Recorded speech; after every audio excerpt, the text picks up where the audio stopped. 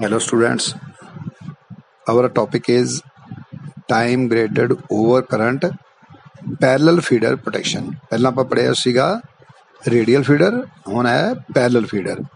parallel feeder means ਦੋ feeder parallel ਚੱਲ ਰਹੇ ਆ ਤਾਂ ਉਹਨਾਂ ਦੀ ਆਪਾਂ ਕਿਸ ਤਰ੍ਹਾਂ ਪ੍ਰੋਟੈਕਸ਼ਨ ਦੇਣੀ ਆ। radial ਦੇ ਮਤਲਬ ਦੱਸ ਗਿਆ ਇੱਕ ਪਾਸੇ ਸੋਰਸ ਸੀ ਇੱਕ ਪਾਸੇ ਕੰਜ਼ਿਊਮਰ ਸੀ, ਮੀਨਸ ਸਪਲਾਈ ਆਪਾਂ ਲੈਣੀ ਆ, ਬਟ ਇਹਦੇ ਵਿੱਚ ਦੋ ਪੈਰਲਲ ਫੀਡਰ ਜਾ ਰਹੇ ਆ, ਉਹਨੂੰ ਆਪਾਂ ਕਿੱਦਾਂ ਪ੍ਰੋਟੈਕਟ ਕਰਨਾ ਉਹ ਆਪਾਂ ਡਿਸਕਸ ਕਰਾਂਗੇ।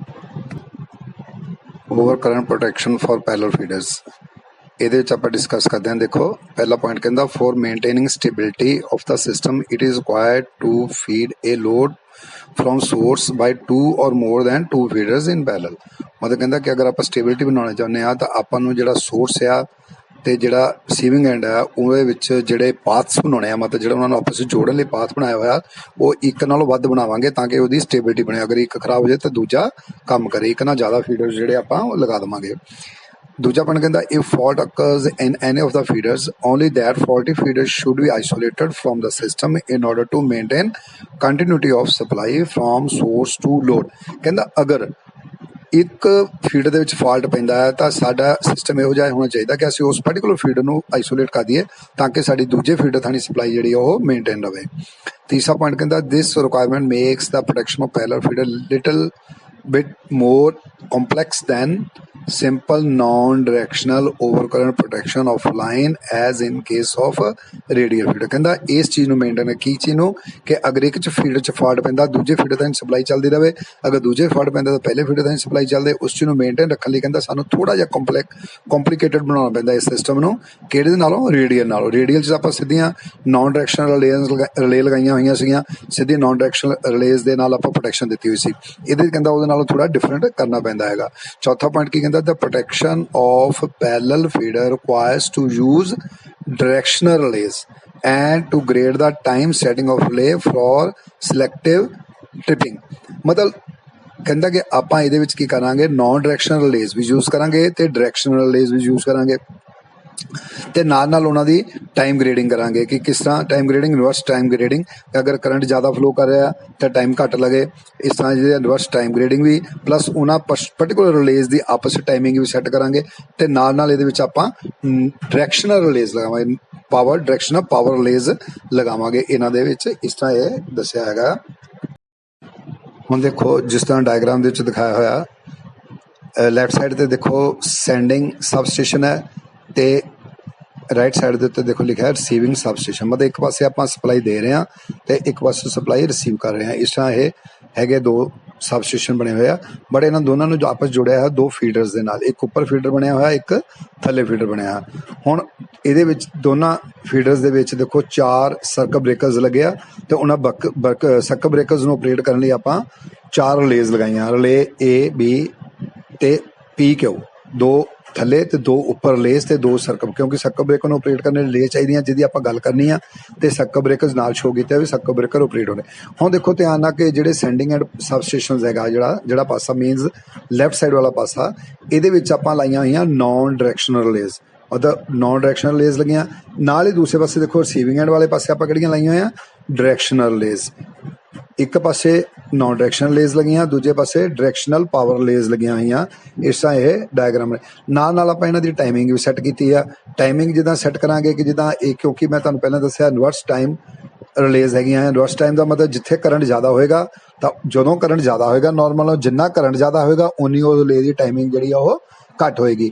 ਪਰਟੀਕੂਲਰ ਖਾਸ ਤੌਰ 'ਤੇ ਕਿਸ ਪਾਸੇ, ਜਿੱਧਰ ਇਹ ਨਾਨ ਡਾਇਰੈਕਸ਼ਨਲ ਰਿਲੇਜ਼ ਲੱਗਿਆ, ਮਤਲਬ A ਤੇ B ਰਿਲੇਜ਼ ਇਸ ਹਿਸਾਬ ਨਾਲ ਹੈਗੀਆਂ ਇਨਵਰਸ ਟਾਈਮ ਡਿਲੇ ਰਿਲੇ। ਮਤਲਬ ਇਨਵਰਸ ਟਾਈਮ ਡਿਲੇ ਮੀਨਸ ਜਿੱਦਾਂ ਕਰੰਟ ਜ਼ਿਆਦਾ ਉਨਾ ਟਾਈਮ ਘੱਟ, ਬਟ ਦੂਸਰੇ ਪਾਸੇ ਕਿਉਂਕਿ ਇੰਸਟੈਂਟ ਪਾਵਰ ਰਿਲੇਜ਼ ਲੱਗੀਆਂ। ਇੰਸਟੈਂਟ ਪਾਵਰ ਰਿਲੇਜ਼ ਦਾ ਮਤਲਬ ਕਿ ਜਦੋਂ ਇਹਨਾਂ ਦੀ ਡਾਇਰੈਕਸ਼ਨ ਜਿਹੜੀ ਰਿਵਰਸ ਹੋਏਗੀ, ਡਾਇਰੈਕਸ਼ਨ ਰਿਲੇਜ਼ ਨੇ, ਜਦੋਂ ਇਹਨਾਂ ਦੀ ਡਾਇਰੈਕਸ਼ਨ ਰਿਵਰਸ ਹੋਏਗੀ ਇਮੀਡੀਏਟਲੀ ਇਹ ਰਿਲੇਜ਼ ਜਿਹੜੀਆਂ ਹੈ ਆਪਰੇਟ ਕਰ ਜਾਣਗੀਆਂ। ਇਸ ਤਰ੍ਹਾਂ ਦਾ ਇਹ ਸਰਕਟ ਜਿਹੜਾ ਹੈ ਆਪਾਂ ਸ਼ੋ ਕਰ ਰਹੇ ਹਾਂ। ਇਹਦੀ ਅੱਗੇ ਡਿਟੇਲ ਮੈਂ ਤੁਹਾਨੂੰ ਦੱਸਦਾ। ਹੁਣ ਦੇਖੋ ਇਹਦੇ ਵਿੱਚ ਕਹਿ ਰਿਹਾ ਪਹਿਲਾ point, there are 2 feeder connected in parallel from source to load। source ਤੋਂ ਲੈ ਕੇ ਲੋਡ ਤੱਕ 2 feeders ਲੱਗੇ parallel ਵਿੱਚ ਚੱਲ ਰਹੇ ਗਏ। both of the feeders have non directional over current relay at source end। ਕਹਿੰਦੇ ਦੋਨੇ ਫੀਡਰ ਜਿਹੜੇ ਆ ਸੋਰਸ ਐਂਡ ਵਾਲੇ ਪਾਸਿਓਂ ਇਹਨਾਂ ਦੇ ਵਿੱਚ ਨਾਨ ਡਾਇਰੈਕਸ਼ਨਲ ਓਵਰ ਕਰੰਟ ਰਿਲੇਜ਼ ਲੱਗੀਆਂ ਹੋਈਆਂ ਤੇ ਨਾਲ ਹੀ अगले लाइन च दसदा अगले पॉइंट च these relay should be inverse time relay. तो ये कहता रिले जड़ियाँ किहड़ियां होनी चाहिए इनवर्स टाइम रिले। मतलब इनवर्स टाइम का मतलब कि जिदा करंट ज़्यादा उन्ना इहदा ऑपरेटिंग टाइम जिहड़ा वो घट। हुण इहदे नाल ही कहता also both of the feeder have direction relay और reverse power relay at their load end. हुण लोड एंड वाले पासे कहता किहड़ियां रिलेज लगियां डायरैक्शनल और रिवर्स पावर रिलेज लगियां होईयां। तां तीजे पॉइंट कहता the reverse power release use fair should be instantaneous type. मतलब इंस्टैंटेनियस टाइप का मतलब यकदम भी जदों ही उन्होंने पावर रिवर्स होवे इमीडिएटली उस वे रिले जिहड़ियां ये ऑपरेट हो जाण। That means these relays should be operated as soon as flow of power in the feeder is reversed. The normal direction of power is from source to load.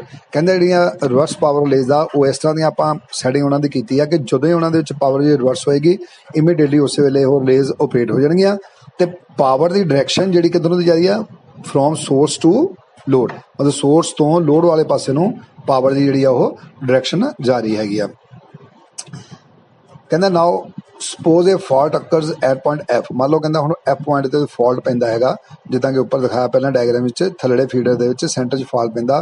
से the fault current is I F. ते fault current कितना flow करदा कहंदा I F means fault current हैगा ये।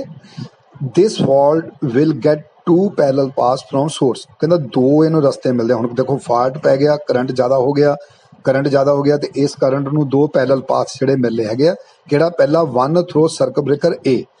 एक कहता circuit breaker ए तो सीधा तुसीं डायग्राम च देखोगे ध्यान नाल फॉल्ट जिहड़ा आ वो सर्किट ब्रेकर ए दे लागे आ इस करके ते पी दे विच है। इस करके सर्किट ए तो क्योंकि सोर्स उधरले पासे सीधी सप्लाई मिलती है तो दूजा रास्ता and other via circuit breaker B feeder two circuit breaker Q load bus bar and circuit breaker P.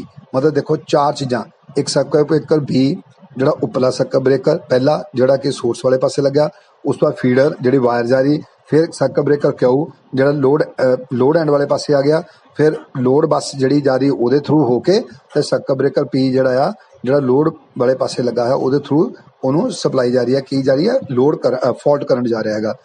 कहता this is clear shown in figure below where I A and I B are current of fault shared by feeder 1 and 2। कहता अगली diagram तुम देखोगे कहता clear हो जाऊगा कि आई ए ते आई B दो करंट्स ने फॉल्ट करंट्स ने जेडे शेयर हो रहे हैं फीडर 1 ते फीडर 2 दे विचों दी।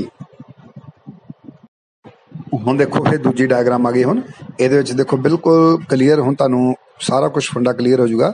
तुसीं बड़े ध्यान नाल डायग्राम देखो सेंडिंग एंड रिसीविंग एंड चार सर्किट ब्रेकर्स चारे सर्किट ब्रेकर्स नूं ऑपरेट करने लई चार रिलेज उपरले फीडर दे विच जिहड़ी पहला सर्किट ब्रेकर है सी बी ते उहदी रिले है बी। दूजा सर्किट ब्रेकर सी बी उहदी रिले है क्यू। थल्ले पासे सर्किट ब्रेकर उहदी रिले है ए सेंडिंग एंड वाले पासे ते रिसीविंग एंड वाले पासे सर्किट ब्रेकर दी रिले है पी। जिद्दां पहलां दस्सिया पहली डायग्राम च उसे तरह उही डायग्राम है कि बस थोड़ी करंट डायरैक्शन इह च शो कीती हुई है। इहदे विच देखो तुसीं ਜਿਹੜੇ ਸੈਂਡਿੰਗ ਐਂਡ ਵਾਲੇ ਪਾਸੇ ਸਬਸਟੇਸ਼ਨ ਆਏਗਾ ਉੱਥੇ ਦੋਨੇ ਰਿਲੇਜ਼ ਜਿਹੜੀਆਂ ਲੱਗੀਆਂ ਹੋਈਆਂ ਉਹ ਰਿਲੇਜ਼ ਹੈਗੀਆਂ ਆ ਨੌਨ ਡਾਇਰੈਕਸ਼ਨ ਤੇ ਜਿਹੜੇ ਦੂਜੇ ਪਾਸੇ ਦੋਨੋਂ ਰਿਲੇਜ਼ ਲੱਗੀਆਂ ਸਰਕਿਟ ਬ੍ਰੇਕਰ ਉਹ ਹੈ ਡਾਇਰੈਕਸ਼ਨਲ ਰਿਲੇਜ਼।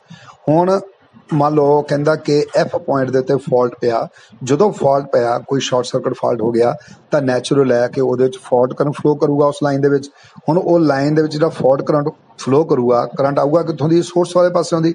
ਤਾਂ ਹੁਣ ਤੁਸੀਂ ਧਿਆਨ ਨਾਲ ਦੇਖੋ ਕਿ ਡਾਇਰੈਕਸ਼ਨ ਜਿਹੜੀ ਕਿਸ ਤਰ੍ਹਾਂ ਬਣ ਗਈ। ਪਹਿਲਾਂ ਸੋਰਸ ਵਾਲੇ ਪਾਸਿਓਂ पावर जा रही सी रिसीविंग एंड दे वाले पासे बट हुण क्योंकि फॉल्ट पै गया रस्ते विच तां नैचुरल फॉल्ट नूं ईजी पाथ चाहिदा करंट नूं।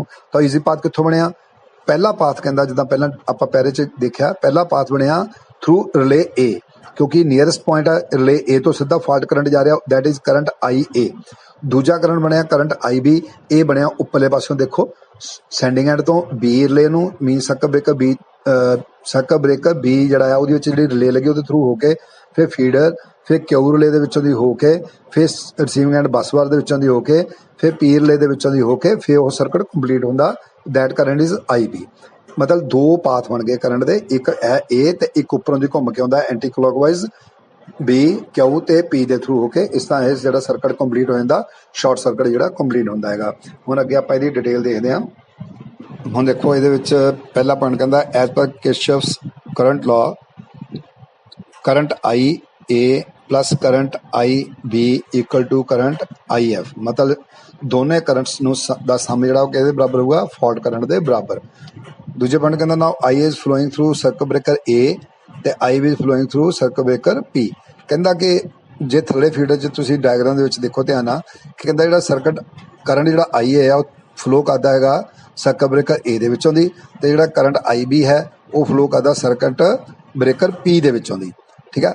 ਐਜ਼ ਦਾ ਡਾਇਰੈਕਸ਼ਨ, ਅਗਲਾ ਪੁਆਇੰਟ ਹੈ as the direction of flow of circuit breaker P is reversed it will trip instantaneously. ਹੁਣ ਤੁਸੀਂ ਡਾਇਗਰਾਮ ਵਿੱਚ ਧਿਆਨ ਨਾਲ ਦੇਖੋ ਜਿੱਥੇ ਡਾਇਰੈਕਸ਼ਨ ਮਾਰਕ ਕੀਤੀ ਕਰੰਟ ਦੀ ਕਿ ਪਹਿਲਾਂ ਕਰੰਟ ਸੋਰਸ ਦੇ ਵੱਲੋਂ ਸੈਂਡਿੰਗ ਐਂਡ ਵੱਲ ਨੂੰ ਜਾ ਰਿਹਾ ਸੀ, ਮਤਲਬ ਸੋਰਸ ਵੱਲੋਂ ਸੈਂਡਿੰਗ ਐਂਡ ਵੱਲੋਂ ਰਿਸੀਵਿੰਗ ਐਂਡ ਵੱਲ ਜਾ ਰਿਹਾ ਸੀ, ਪਰ ਜਦੋਂ ਹੀ ਫਾਲਟ ਪਿਆ ਕਰੰਟ ਜਿਹੜਾ ਰਿਸੀਵਿੰਗ ਐਂਡ ਵਾਲੇ ਪਾਸੋਂ ਦੀ ਦੇਖੋ ਸੈਂਡਿੰਗ ਐਂਡ ਵਾਲੇ ਪਾਸੇ ਨੂੰ ਹੋਣਾ ਸ਼ੁਰੂ ਗਿਆ। ਕਿਹਦੇ ਵਿੱਚ? ਸਿਰਫ ਸਰਕਟ ਬ੍ਰੇਕਰ ਪੀ ਦੇ ਵਿੱਚ। ਇਹਦਾ ਮਤਲਬ ਕੀ ਹੋਇਆ, ਪਹਿਲਾਂ ਸਰਕਟ ਬ੍ਰੇਕਰ ਪੀ ਦੀ ਡਾਇਰੈਕਸ਼ਨ ਜਿਹੜੀ ਲੈਫਟ ਟੂ ਰਾਈਟ ਸੀਗੀ, ਹੁਣ ਰਾਈਟ ਟੂ ਲੈਫਟ ਹੋ ਗਈ, ਤਾਂ ਡਾਇਰੈਕਸ਼ਨ ਰਿਵਰਸ ਹੋਣ ਦੇ ਨਾਲ ਹੀ ਉਹ ਸਰਕਟ ਬ੍ਰੇਕਰ ਜਿਹੜਾ ਉਹ ਟ੍ਰਿਪ ਕਰ ਜੂਗਾ। ਬਟ ਕਹਿੰਦਾ ਸਰਕਟ ਬ੍ਰੇਕਰ ਕਿਉਂ ਜਿਹੜਾ ਉੱਪਰਲੇ ਪਾਸੇ ਆ will not trip as flow of current power in this circuit breaker is not reversed. ਹੁਣ ਤੁਸੀਂ ਉੱਪਰਲੇ ਵਾਲੇ ਨੂੰ ਧਿਆਨ ਨਾਲ ਦੇਖੋ ਤਾਂ ਉਹਦੀ ਡਾਇਰੈਕਸ਼ਨ ਪਹਿਲੇ ਵਾਲੀ ਡਾਇਰੈਕਸ਼ਨ ਆ ਸੋਰਸ ਵੱਲੋਂ ਰਿਸੀਵਿੰਗ ਐਂਡ ਵਾਲੇ ਪਾਸੇ ਨੂੰ, ਬਟ ਜਿਹੜਾ ਸਰਕਟ ਬ੍ਰੇਕਰ ਪੀ ਸੀ ਉਹਦੀ ਡਾਇਰੈਕਸ਼ਨ ਜਿਹੜੀ ਰਿਵਰਸ ਹੋ ਗਈ, ਇਸ ਕਰਕੇ ਸਰ ਸਰਕਟ ਪੀ ਜਿਹੜਾ ਉਹ ਕਹਿੰਦਾ ਟ੍ਰਿਪ ਕਰੂਗਾ। ਬਟ ਨਾਲ ਹੀ ਨੈਕਸਟ ਕੀ ਕਹਿੰਦਾ as soon as circuit breaker P is tripped the fault current I B stops. ਹੁਣ ਕਿਉਂਕਿ ਸਰਕਟ ਬ੍ਰੇਕਰ ਪੀ ਟ੍ਰਿਪ ਕਰ ਗਿਆ, ਨੈਚੁਰਲ ਫਾਲਟ ਕਰੰਟ ਬੀ ਜਿਹੜਾ ਉਹ ਰੁਕ ਜੂਗਾ। And hence there is no question of further operating of reverse time over current relay. ਹੁਣ ਕਿਉਂਕਿ ਕਹਿੰਦਾ ਸਰਕਟ ਬ੍ਰੇਕਰ ਹੀ ਟ੍ਰਿਪ ਕਰ ਗਿਆ, ਇਸ ਕਰਕੇ ਉੱਪਰਲੀ ਰਿਵਰਸ ਜਿਹੜੀ ਆ ਰਿਲੇ ਲੱਗੀ ਹੋਈ ਆ, ਜਿਹੜੀ ਪਹਿਲੀ ਰਿਲੇ ਹੈ ਉੱਪਰਲੇ ਪਾਸੇ, ਉਹ ਵੀ ਟ੍ਰਿਪ ਨਹੀਂ ਕਰੂਗੀ ਕਿਉਂਕਿ ਪਹਿਲਾਂ ਸਰਕਟ ਹੀ ਟ੍ਰਿਪ ਕਰ ਗਿਆ। ਹੁਣ ਉਹ ਸਾਰੀਆਂ ਚੀਜ਼ਾਂ ਆਫ ਹੋ ਗਈਆਂ, ਇਸ ਕਰਕੇ ਉਹਨਾਂ ਦਾ ਕੋਈ ਫਰਦਰ ਕਰੰਟ ਦਾ ਸੋਰਸ ਹੀ ਨਹੀਂ ਰਹਿ ਗਿਆ। ਪਰ ਥਰਡਾ point I A still continues to flow even circuit breaker P is trip. ਭਾਵੇਂ ਕਹਿੰਦਾ ਸਰਕਟ ਬ੍ਰੇਕਰ ਪੀ ਟ੍ਰਿਪ ਕਰ ਗਿਆ ਪਰ ਫਾਲਟ ਕਰੰਟ ਜਿਹੜਾ ਆ ਫਲੋ ਕਰ ਰਿਹਾ, ਫਾਲਟ ਜਿੱਥੇ ਪਿਆ ਹੋਇਆ ਉਹਨੂੰ ਹਜੇ ਵੀ ਕਰੰਟ ਸਪਲਾਈ ਹੋ ਰਿਹਾ, ਕਿਹੜਾ ਆਈ ਏ ਕਿੱਥੋਂ ਦੀ, then because of over current ACB circuit breaker A will trip, ਕਿਉਂਕਿ ਉਹਨੂੰ ਸਰਕਟ ਬ੍ਰੇਕਰ A ਦੇ ਥਰੂ ਹਜੇ ਵੀ ਕਰੰਟ ਮਿਲ ਰਿਹਾ ਹੈਗਾ, ਪਰ ਸਰਕਟ ਬ੍ਰੇਕਰ A ਜਿਹੜਾ ਟ੍ਰਿਪ ਕਰ ਜੂਗਾ। ਕਿਉਂ? in this way the faulty feeder is isolated from the system, ਕਿਉਂਕਿ ਸਰਕਟ ਬ੍ਰੇਕਰ A ਕਿਹੜਾ ਲੱਗਾ ਹੋਇਆ, that is ਇਨਵਰਸ ਟਾਈਮ ਰਿਲੇ ਲੱਗੀ ਹੋਈ ਹੈ ਉਹਦੇ ਵਿੱਚ। ਇਨਵਰਸ ਟਾਈਮ ਰਿਲੇ ਦਾ ਮਤਲਬ ਵੀ ਜਿੱਦਾਂ ਹੀ ਉਹਦਾ ਕਰੰਟ ਜ਼ਿਆਦਾ ਹੋਊਗਾ ਕਰੰਟ ਜ਼ਿਆਦਾ ਫਲੋ ਕਰੂਗਾ। ਹੁਣ ਨਾਰਮਲ ਵੈਲਿਊ ਨਾਲ ਉਹਦਾ ਕਰੰਟ ਬਹੁਤ ਜ਼ਿਆਦਾ ਫਲੋ ਕਰ ਰਿਹਾ ਕਿਉਂਕਿ ਸ਼ਾਰਟ ਸਰਕਟ ਕਰੰਟ ਸਾਰੇ ਦਾ ਸਾਰਾ ਉਹ ਸਰਕਟ ਬ੍ਰੇਕਰ ਦੇ ਵਿੱਚੋਂ ਦੀ ਆ ਰਿਹਾ, ਇਸ ਕਰਕੇ ਆਪਾਂ ਇਨਵਰਸ ਟਾਈਮ ਰਿਲੇ ਯੂਜ਼ ਕੀਤੀ ਆ। ਕਰੰਟ ਜ਼ਿਆਦਾ ਹੋ ਗਿਆ ਤਾਂ ਨੈਚੁਰਲ ਦੀ ਟਾਈਮਿੰਗ ਘੱਟ ਜੂਗੀ, ਤਾਂ ਸਰਕਟ ਬ੍ਰੇਕਰ ਜਿਹੜਾ ਇਮੀਡੀਏਟਲੀ ਉਹ ਉਸ ਪਾਰਟੀਕੂਲਰ ਟਾਈਮ ਦੇ ਵਿੱਚ ਟ੍ਰਿਪ ਕਰ ਜੂਗਾ, ਤੇ ਸਾਡਾ ਜਿਹੜਾ ਸਰਕਟ ਹੈ ਟੋਟਲ ਜਿਹੜਾ ਸਰਕਟ ਉਹ ਆਈਸੋਲੇਟ ਹੋ ਜੂਗਾ। ਬੱਸ ਬਾਰ ਵੀ ਜਿਹੜੀ ਥੱਲੜੀ ਬੱਸ ਬਾਰ ਉਹ ਆਈਸੋਲੇਟ ਹੋ ਜੂਗੀ, ਤੇ ਉੱਪਰਲੀ ਬੱਸ ਬਾਰ ਥਾਣੀ ਆਪਾਂ ਸਪਲਾਈ ਨੂੰ ਉਹ ਕੰਟੀਨਿਊ ਰੱਖ ਸਕਦੇ ਹੈਗੇ ਆ ਰਿਸੀਵਿੰਗ ਐਂਡ ਨੂੰ। ਇਸ ਤਰ੍ਹਾਂ ਇਹ ਪ੍ਰੋਡਕਸ਼ਨ ਜਿਹੜੀ ਹੈ ਵਰਕ ਕਰਦੀ ਹੈਗੀ ਆ।